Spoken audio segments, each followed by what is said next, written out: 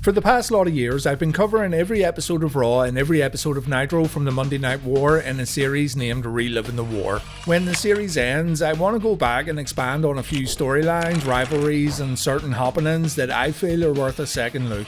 Today, however, I'm going to cover one of these topics because it's still very fresh in my mind, and there's a lot I wanted to say about today's topic which I didn't mention during the Reliving the War series. And that subject is the New Blood, Vince Russo's main storyline that he hoped would bring WCW back to the promised land.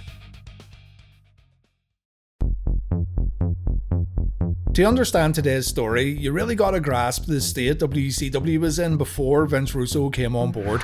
Many people point to WCW 2000 as the worst year in the company's existence, but you really want to take a look at 1999 also, because in that particular year, the wheels were most definitely falling off, and the speed in which those wheels were falling off was truly remarkable. 1999 started off pretty bad, but I think the Randy Savage versus Kevin Nash rivalry was when folks started realizing that maybe there was no coming back for WCW. That feud, which headlined the Great American Bash and Bash at the Beach that year, showcased how dreadful the WCW title picture had become. Before then, we could always find other reasons to watch WCW pay-per-views because, let's be honest, historically WCW's undercard was always better than its main event scene if we're talking about bell-to-bell action and nothing more. But these two shows also featured terrible matches before Nash and Savage even got in the ring. The Great American Bash had rough encounters such as Ric Flair versus Roddy Piper and Rick Steiner versus Sting, while Bash at the Beach featured the Junkyard Invitational and Roddy Piper versus Buff Bagwell in a boxing match. These matches live on as terrible WCW pay-per-view encounters, and if you don't believe me, just go back and watch them for yourself. Kevin Nash and Randy Savage were huge names. Their legacies are more prominent today than many other superstars who competed in WCW, but their main event matches against each other, even with Sting and Sid getting involved in the Bash at the Beach main event tag, and along with everything else WCW presented on these shows, it all really highlighted how the company needed something fresh. The WWF were destroying them, and the name recognition that WCW benefited from during 1994 right up until 1998 just wasn't benefiting them anymore. The WWF had done a real good job in bringing new superstars to the forefront, and by 1999, wrestling fans had more interest in seeing these new stars as opposed to the legends that dominated WCW's main event picture. Yet WCW didn't budge, and ratings continued to stagnate while it seemed like the sky was the limit if you worked for the WWF. WCW executive producer Eric Bischoff, who looked visibly worn down as 1999 progressed, was relieved of his duties in September 1999, and WCW Vice President of Strategic Planning Bill Bush took his place. And to his credit, Bill understood that WCW needed to go in a new direction if they were to remain somewhat competitive against the WWF. One of Bill's first ideas was to bring in former WWF head writer Vince Russo along with his colleague Ed Ferrara. He was going to give them key jobs within the company as writers, and hopefully WCW would see some of the success the WWF had while undertaking this new creative direction. The first episode of Nitro under Vince Russo's watch happened on the 18th of October 1999, and oh boy, you could instantly tell this show was different. This episode of Nitro was absolutely filled to the brim with cutaways, backstage promos, short matches, and show-long angles that viewers were brought back to in between those short matches. It really was one thing after another, and the show moved so fast that nothing was given a chance to simmer. To give Vince credit, there was a little bump in viewership, but you could see almost immediately that this kind of show format wasn't going to be sustainable. Russo's idea was that throwing all this stuff at viewers in such a fast manner would stop them from channel surfing. You had to keep Nitro on your TV because you didn't want to miss anything. In theory, it actually makes sense, but the shows came across like they were targeted for folks with an extremely low attention span. The first couple of shows were alright because it's something different, but after 4 or 5 weeks, Nitro became exhausting to watch. During this time, Russo sat behind a desk on TV and he was part of the Powers That Be. The Powers That Be, consisting of Vince Russo and Ed Ferrara, were originally not going to show their faces, and while this was true for Russo, eventually Ferrara was out in the arenas making fun of Jim Ross. Russo stated that he had a few things he immediately wanted to do when arriving to WCW. First, he wanted to put Bret Hart back on a pedestal by making him the company's #1 guy. He wanted to put focus on younger stars by ensuring everyone on the roster got featured on TV in one way or another, and he also wanted to start phasing out the old guys in favour of letting underutilized talent get their chance in the spotlight. Remember, this is well before the New Blood storyline actually began, but the idea of young talent versus old talent was already in place during Russo's first stint in World Championship Wrestling in late '99. For example, Macho Man Randy Savage came to the ring 1 week after Russo arrived, and he cut a weird promo where he pretty much announced he was done with World Championship Wrestling. And after he was used as Russo's on-screen pawn at the end of the year, Roddy Piper also left the company after being flat out told WCW had nothing planned for him, according to Piper anyway. Piper did come back in February 2000, but that was when Russo was sitting at home waiting to get brought back. Another key idea Russo had was bringing back the New World Order featuring a new leader, Bret Hart, NWO founding fathers Kevin Nash and Scott Hall, Big Papa Pump Scotty Steiner, and Jeff Jarrett. Jeff Jarrett. Double J was christened as Russo's chosen one during this time period, and we'll talk about Jeff a bit more later on. But NWO 2000 was supposed to be one of Russo's grand plans to put WCW back on the map, and it failed. So spectacular was this failure that it only lasted a few weeks. January 2000 was a bad month for Russo. Bret Hart suffered a serious injury that would lead to him forfeiting the WCW Championship. Other NWO members were put on the bench too, and the sold out 2000 pay-per-view was looking like an absolute mess. Russo's idea was to have Tank Abbott win the WCW Championship at this pay-per-view, and this was seriously protested by others backstage, including Kevin Sullivan and Terry Taylor. Bill Bush didn't like the idea either. As a matter of fact, I think Vince Russo was the only man on the planet who thought it was a good idea. So after Bush shot Vince down, he told Russo and Ferrara that they had to join a booking committee if they want to move forward in World Championship Wrestling. They'd need to join Kevin Nash, Terry Taylor, Kevin Sullivan and JJ Dillon, and they'd need to come up with a better plan. Russo said no, he was brought in as a head writer and he wasn't brought in to work with a team, so he went home and WCW continued on without him. This committee would oversee WCW's creative plans for the next few months, and of course, things didn't get any better. Now, to be fair, the format of Nitro did return to something a bit more watchable, and the sheer amount of 1-minute promos and things of that nature were drastically reduced, but the TV ratings didn't improve under this new booking committee. Within a matter of months, WCW was right back to presenting Hulk Hogan vs Ric Flair in a pay-per-view main event, all while Vince Russo was being paid to sit at home. So the decision was made to try one more time with Russo, only things were going to be a little different. He'd be working alongside someone else who was also getting brought back, and that someone had actually proven himself by beating the WWF in the weekly television ratings. That person was Eric Bischoff.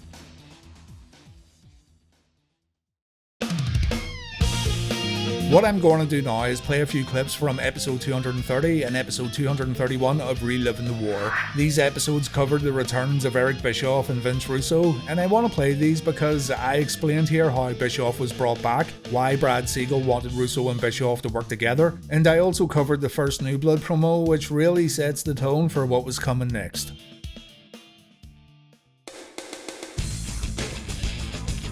Eric Bischoff signed his new WCW contract on the 14th of March, nearly a month ago, and he was brought in as a creative consultant.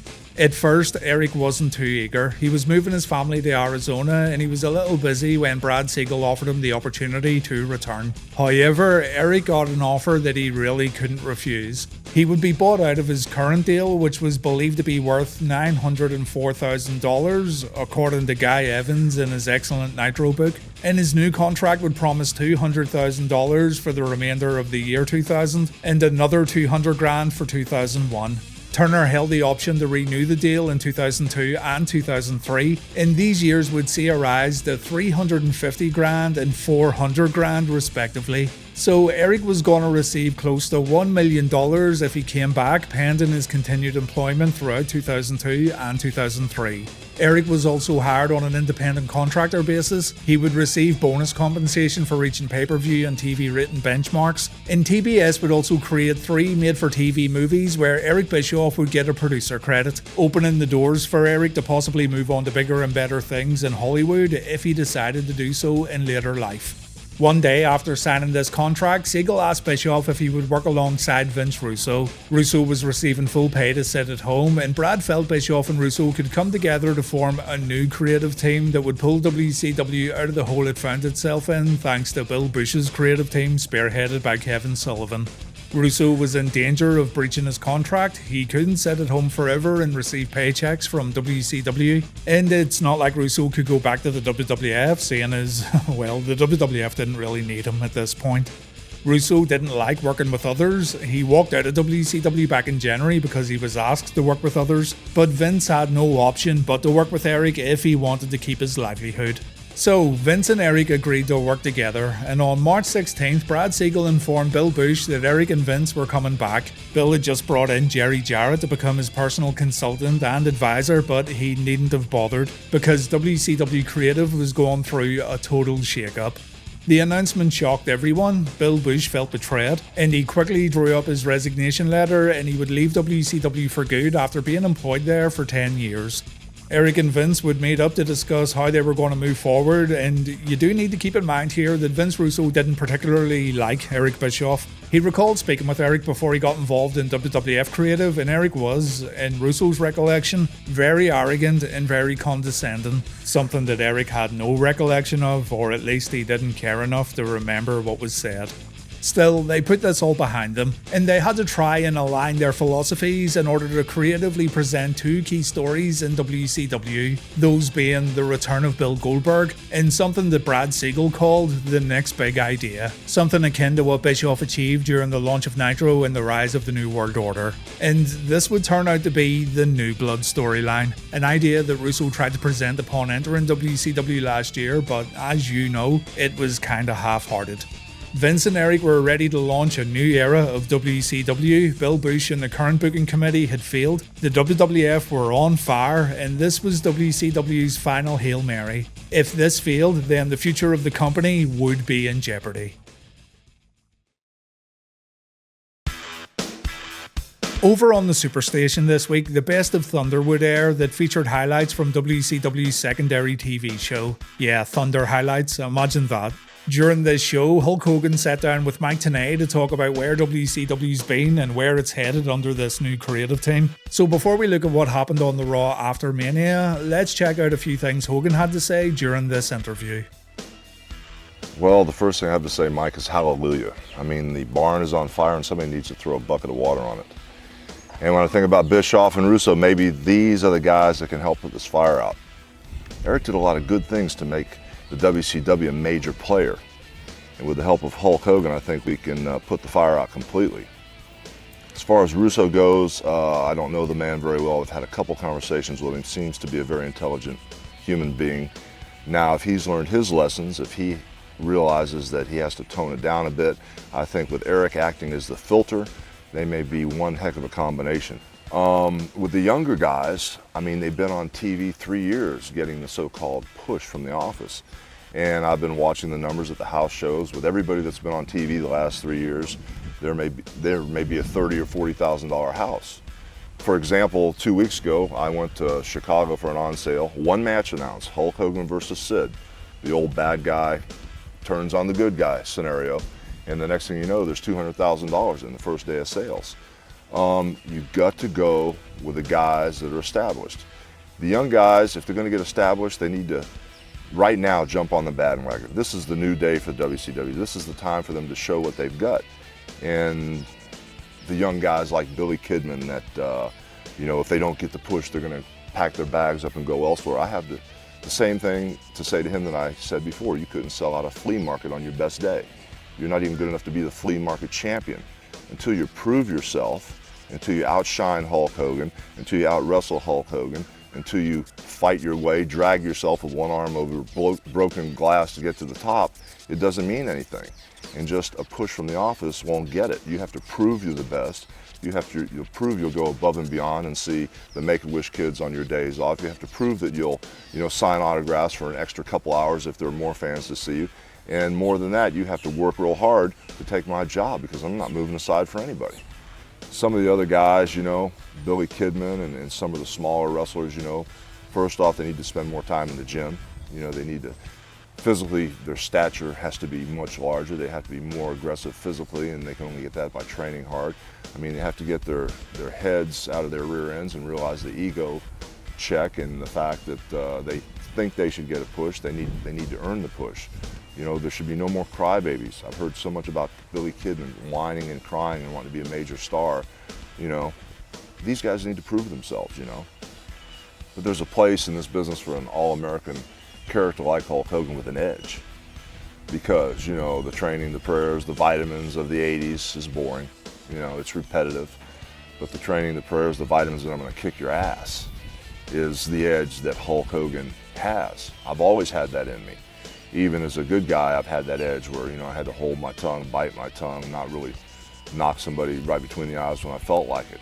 I think the transition I made with the Hollywood Hogan was reinventing myself at the genius level. I think that even the red and yellow today, I have that edge in me.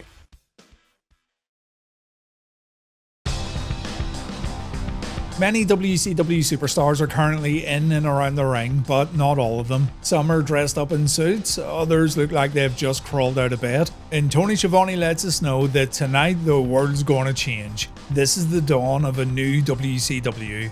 More superstars make their way down to the ring. We can see there's a brand new Nitro set, which I do think is an improvement over the previous one, but it still kind of reminds me of the dark days, unfortunately. The last guy to come down to the ring is none other than Jeff Jarrett, and even with this monumental promo we're going to witness, Double J still has the gall to grab a microphone just to remind everyone that he's the chosen one. Thank you, Jeff, I almost forgot. Double J says he and the guy who came into WCW in late 1999 had set things up so Jarrett would be the main man in World Championship Wrestling. He's referring to Vince Russo, obviously. And Jeff continues on by saying a bunch of good old boys made sure both Russo and Jarrett's master plan would fail. Jarrett says what goes around comes around. He then introduces Russo as Vince McMahon's best kept secret, the man who's going to change the game, and there he is. Schiavone reminds everyone that Russo was the man behind the powers that be. Scott Hudson reminds everyone that Russo got kicked to the curb at the beginning of the year. But Vince Russo's back and no one has any idea what he's about to say. After giving 6 years of my life to the World Wrestling Federation, I came to WCW with one thing in mind. And that was to beat Vince McMahon at his own game. And you know what? Within a matter of weeks, the new blood in WCW were not only getting back in the game, they were changing the game. And that's when the Good Old Boy Network kicked in. Afraid of change, and more importantly, afraid of their jobs, the political BS took place in the back to bring Vince Russo down. And you scum at home know who you are because you're watching me now. And then one day, I'm told that there's gonna be a change in direction. A change that I knew sucked. And you know what? I wasn't the only one who knew. Benoit knew, Guerrero knew, Saturn knew, Malenko knew, Douglas knew, and they left. They're gone. Scott Steiner, he knew it, and they suspended his ass. But you know what? That's all over now. It's done. And Vince Russo is back in charge again. And I want to turn around and I want to say something to everybody in this ring. It is over. The old boys management is over. The inflated egos in the back, afraid to lose their spot, it is over. It is the dawning of a new day. It is your opportunity. Seize that opportunity. Are you done yet? Eric Bischoff makes his way down to the ring. He gets a much better reaction than Vince Russo. And gotta say, Russo looked a bit petrified during this promo. Maybe it was nerves. I mean, this is the first time he's ever stood in a ring on a Monday night to cut a promo. But you can tell there was some real emotion coming through as he spoke into the microphone. Bischoff gets in the ring, he shakes Russo's hand and the two hug. And Eric has a few things he wants to say too. Vince Russo and I have more in common than anybody knows. We were both screwed by the same good old boys network. But it's okay. I don't even mind. And you know why I don't mind? Because it's giving me a hell of an opportunity to think about all the great things I did here in WCW. But it's also given me an opportunity to realize the mistakes I've made. Mistakes like Scott Hall, Kevin Nash, Sting, Diamond Dallas Page, and oh yeah, let's not forget Sid wished he was vicious. But you know what the biggest mistake I've ever made? I mean, this is a real big one. Hulk Hogan. Oh, God. Everybody told me he would screw me. He would use me. They said, do not look into that red and yellow light because you will be blinded. Well, I was blinded. But tonight, I've got 20/20 vision. I'm seeing real clearly for the first time in a long time. And right now, I want to apologize to everybody in this ring, the new blood. And I want you guys to know that if there's anything that I can do for Vince Russo that will help you, I am there for him. I am there for you because it is a whole new WCW. Where are they? Where is Diamond Dallas Page? Where is Sting? DDP, Kimberly, Sting, Luger, and Sid Vicious come out to the entrance stage. Bischoff makes fun of them by saying he's surprised that they actually showed up for work. He wonders why Sid isn't at a softball game and why Sting isn't at a Hollywood premiere. DDP tells Bischoff to step off, and Eric says Dallas would still be bartending in Florida if it wasn't for Eazy-E. Eric says he rebuilt Sting's career, he made Luger a millionaire when the WWF didn't want him anymore, and then Vince Russo sends a message to Nature Boy Ric Flair. And I got something that I want to say to Ric Flair. Ric Flair, you are a piece of on the bottom of my shoe. Oh boy. And brother, I'll tell you what I'm gonna do. I'm gonna scrape off that and flush your ass down the toilet personally. Russo and Bischoff want to start WCW on an even playing field. Russo announces that all belts are being vacated. He tells Jeff to trust him as he takes away the US title, and he also takes the Harris Brothers tag team belts and Brian Knobbs hardcore title. Sid is the current world champion. He tells Bischoff to come up and take the belt away from him, and Bischoff shows no fear as he heads up the ramp to retrieve the championship. Referring to a pretty serious stabbing incident that involved Sid and Arn Anderson, Bischoff asks the big man if he can't find his scissors. Sid's face drops right here as Eric keeps on provoking him. It's pretty simple, if Sid doesn't hand over the belt, he's going to be unemployed. So the master and the ruler of the world gives up the championship and he looks absolutely defeated. Bischoff mentions that the real world champion's going to get crowned at Spring Stampede before Nitro takes a commercial break. And when we come back, we find out there's going to be a tournament tonight to decide who's going to face Jeff Jarrett for the vacant championship. The men in this tournament are the Total Package, DDP, Sid Vicious, and Sting. Hulk Hogan arrives at the building. Sting tells him that Bischoff just ripped him apart inside the ring. So Hulk goes looking for Eric and he's pretty quick to find him. Bischoff says that Hogan's getting worked. Bischoff learned from the best and he learned from Hulk how to work people, so Hogan has nothing to worry about. Eric wants to have a meeting with Hulk behind closed doors, so they go into Eric's office for a chat.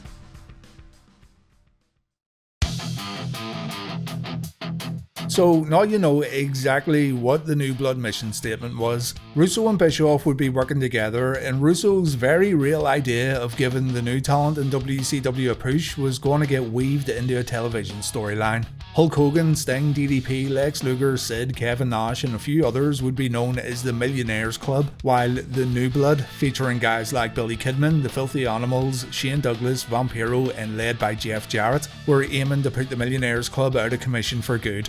And what we seemingly have here is an idea that was spawned from listening way too much to the internet's hardcore wrestling fan base and not using any common sense at all.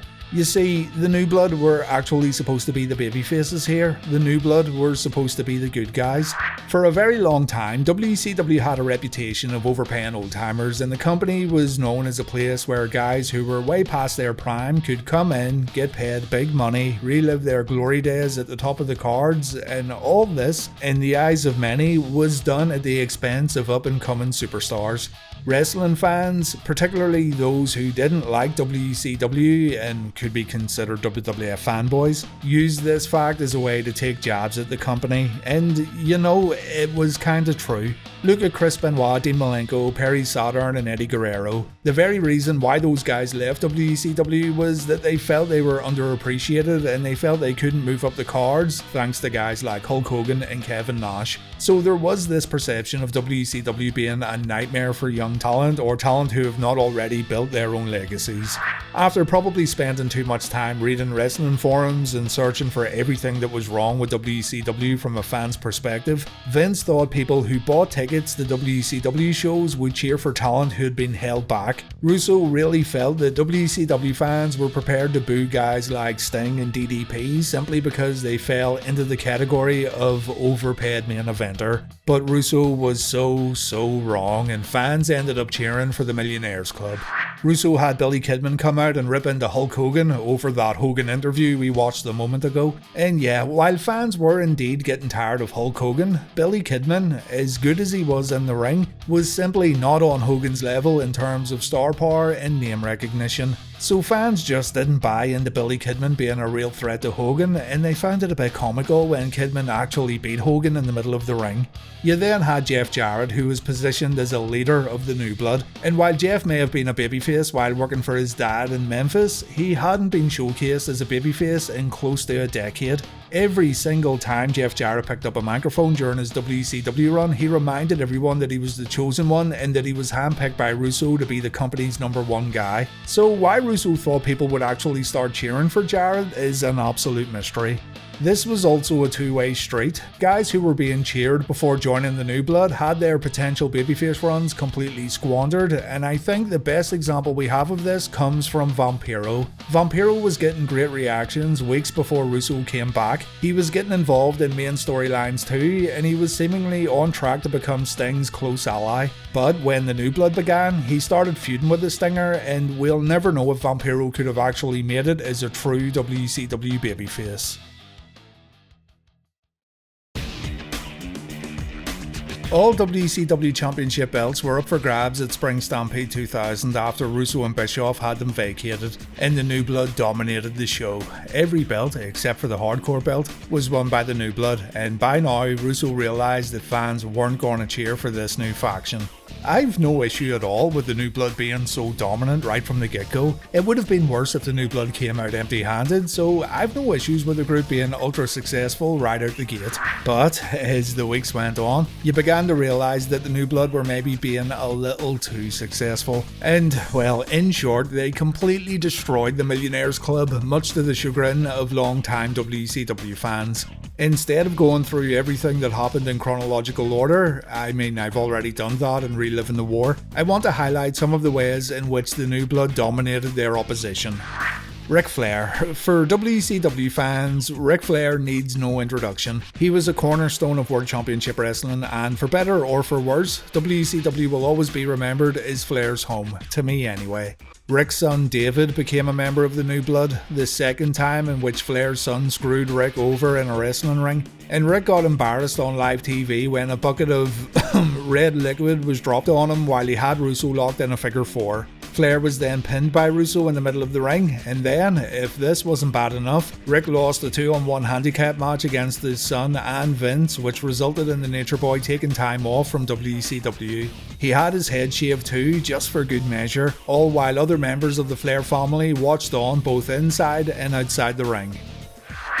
Sting. As mentioned, Sting and Vampiro became good buddies before the New Blood storyline kicked off. When Vampiro joined Russo, he immediately began making life difficult for the Stinger, and this culminated in a Human Torch match where Sting was set alight before taking a spectacular bump from the entrance setup down to the floor. Yeah, I know it's not really Sting, but let's play along. Sting would seek vengeance, to be fair, but this vengeance wasn't obtained until after the New Blood storyline had ended.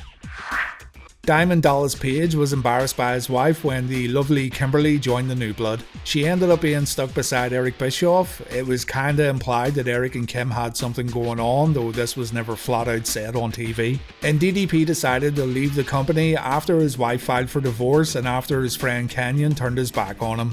Kenyon would take DDP's gimmick while Dallas sat at home, and Page never did get his retribution because he wouldn't return until after the New Blood had vanished. Kimberly also left WCW towards the end of the New Blood storyline. Sid, who had been a pretty dominant champion up until Russo's return, was embarrassed by Eric Bischoff during the reboot episode of Nitro when Eric made mention of the Arn Anderson scissor incident. Sid was kept off TV for a while. He then came back to take part in a swerve and he actually joined the New Blood, but he was gone again after just one appearance. Crazy how a guy who had to give up the world belt would happily join the faction like nothing had previously happened, and it's stupid how he was brought back to join the faction only to once again take time off. Lex Luger. Before the New Blood storyline began, the total package was teaming up with Ric Flair. Chuck Palumbo would take on Lex's gimmick, calling himself Main Event Chuck Palumbo while stealing Lex's entrance music and pre-match poses. And after getting wiped out with Chuck's muscle flexor, Lex was taken off TV. He continued to work house shows throughout the summer of 2000, but he too only re-emerged when the New Blood storyline was finished. Miss Elizabeth, who was being held captive by Vince Russo, disappeared from WCW television in the middle of the New Blood storyline. And then there was Hulk Hogan and his well-documented exit at Bash at the Beach 2000. I'm not going to go into details here because I'm sure the majority of you are sick of hearing about it by now. But in short, Russo cut a work-shoot promo and Hulk wasn't happy with what was said. So Hogan decided to leave the company, and so did Eric Bischoff. The New Blood's mission statement from the very start was to clean WCW from all the old-timers, and that's exactly what ended up happening. The last guy to disappear from TV was Hulk Hogan. So during the storyline, Lex Luger, Sid, DDP, Ric Flair, Sting to a certain extent, and Hogan had been taken off TV in one form or another. Most guys would return when the New Blood storyline wrapped up, so it's not like these guys were totally eradicated, except for Hogan. But it is noteworthy that Russo stated he was pushing the old guard out, and that's exactly what the New Blood did. Did it help with Nitro's failing TV ratings? No. Did it make for good TV? That's subjective, but in my opinion, no, it didn't. What I also find pretty funny though is the fact that only one member of the Millionaires Club came out of this whole thing pretty much unscathed, and that was Kevin Nash.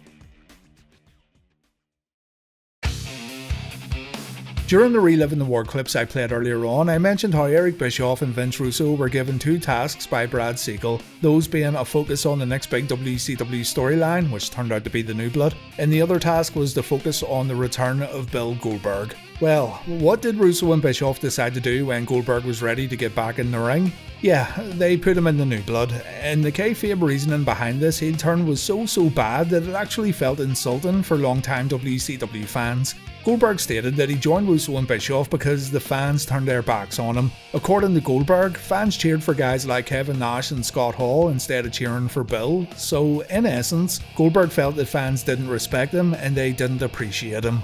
One massive problem behind this cookie cutter reasoning behind the heel turn: it was all bullshit. In Goldberg's final days before his injury, fans were still cheering him pretty loudly. When he was off TV, fans were chanting his name almost weekly in hopes he would come down and save a babyface who found himself in peril. Fans had not grown tired of Bill at all, and they certainly didn't favour Nash and Hall over Goldberg. So these same fans were left baffled when Goldberg talked about how they seemingly didn't like him anymore.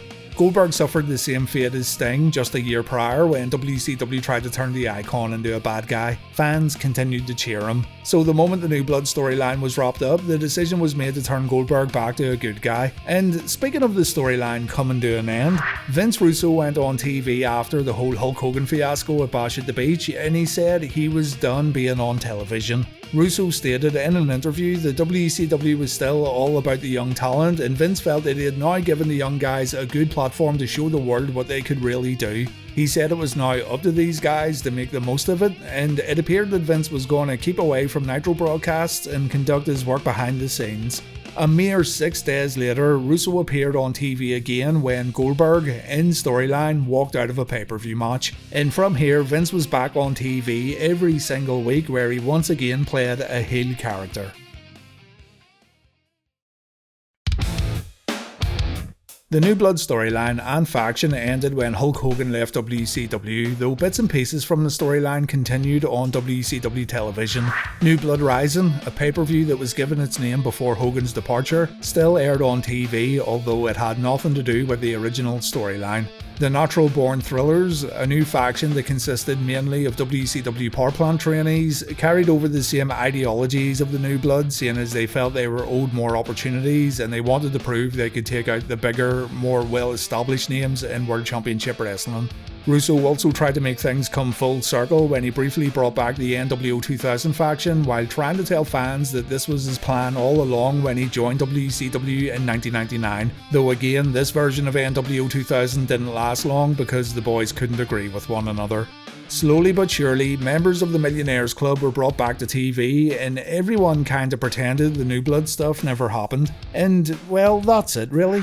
WCW did get some new first time ever world champions in the year 2000 during and after the New Blood angle though. Two of those being Booker T and Scotty Steiner, two guys who were actually in the New Blood but ended up leaving the faction pretty early into its run. Booker T was a lot more cut and dry while Scotty's affiliation with the group was just, I don't know, it was all over the place. You literally couldn't tell if this guy was part of the faction or not. But then, at the same time, we also got some other first-time world champions in the form of Jeff Jarrett, David Arquette, and Vince Russo himself. Arquette and Russo's championship wins were met with a lot of negative feedback, and Jeff Jarrett's title reigns were not all that successful either.